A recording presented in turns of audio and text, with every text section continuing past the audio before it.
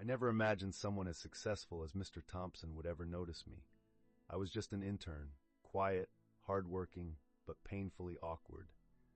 He saw something in me I couldn't see in myself. He took the time to guide me, teaching me lessons beyond textbooks. His words weren't always kind, but they were real. I often took his mentorship for granted, treating his advice like routine instead of the gift it was. Now looking back, I realize how his guidance laid the foundation for everything I've achieved. I never properly thanked him, and it haunts me, because without his tough love, I would still be wandering, aimless. I grew up with Daniel. He was my best friend, my brother from another mother. We did everything together, played soccer, shared dreams, and whispered secrets under the stars. But as we grew older, I became so caught up in chasing my ambitions that I left him behind. I never appreciated his loyalty, the way he always had my back, even when I barely called or showed up. I took his friendship for granted, like it was something that would always be there. The day I heard he was moving away, I felt a chill that still hasn't left. I never got to properly thank him for being the friend I never deserved. During the toughest period of my life, when I was struggling to pay rent and couldn't even afford a decent meal, there was one person who never hesitated to help. Mr. Patel, my elderly landlord. Instead of evicting me, he'd leave cooked meals by my door and tell me to pay the rent whenever I could. His kindness felt like a lifeline. I was too ashamed to properly thank him back then, drowning in my own pride and helplessness. But now, as I look back, his generosity feels like a beacon of light, piercing through the darkness of those days.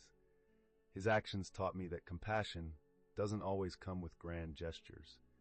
Sometimes, it's simply in a warm meal shared with someone who's struggling. It took me years to realize how much my mother sacrificed to raise me. Working 2 jobs, stretching every dollar just to make sure I had what I needed. As a teenager, I was rebellious and ungrateful, constantly complaining about what I didn't have instead of appreciating what I did. Now I see the exhaustion hidden behind her smiles, the worry she tried to mask with laughter. The memory of her sneaking into my room late at night to leave money for school supplies still tears me apart. I wish I could go back and tell her how much I appreciated everything she did. But now, all I can do is show her through my actions and hope it's enough. Mrs. Green was the one teacher who saw potential in me when everyone else saw a slacker. I was a troubled kid, more interested in skipping classes than studying. But she never gave up on me. She'd stay after school to tutor me, even when I'd show up with a bad attitude. She'd encourage me to write, telling me my words had meaning, even when I couldn't see it. I never thanked her for her patience and dedication. I took her kindness for granted, assuming she'd always be around. It's only now, as I write for a living, that I realize how much of my success is owed to her.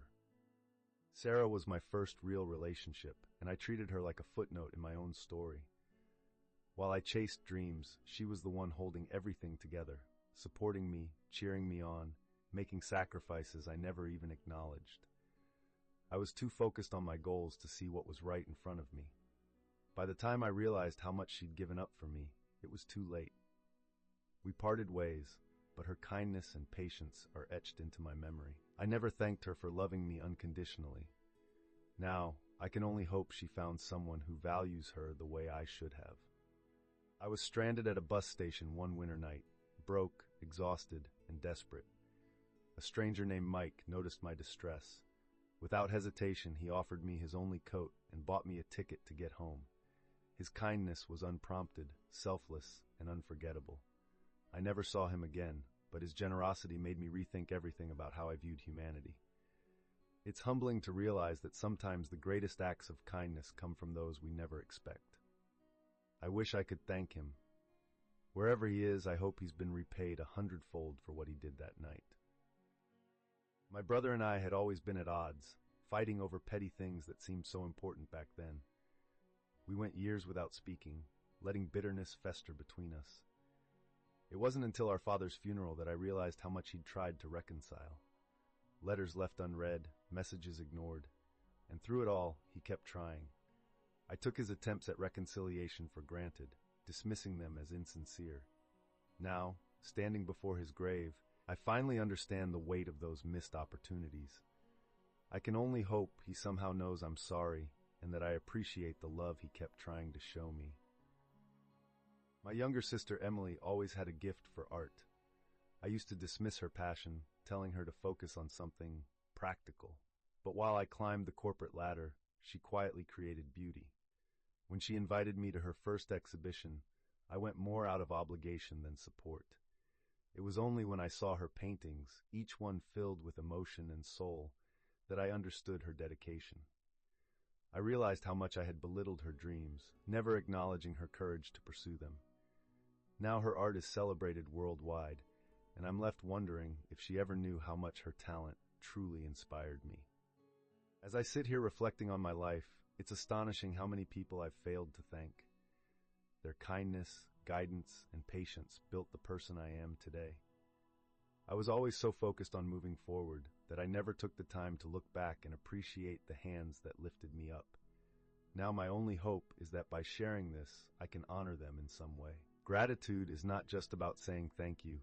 It's about living in a way that reflects the lessons others have taught you. And I will spend the rest of my days trying to do just that.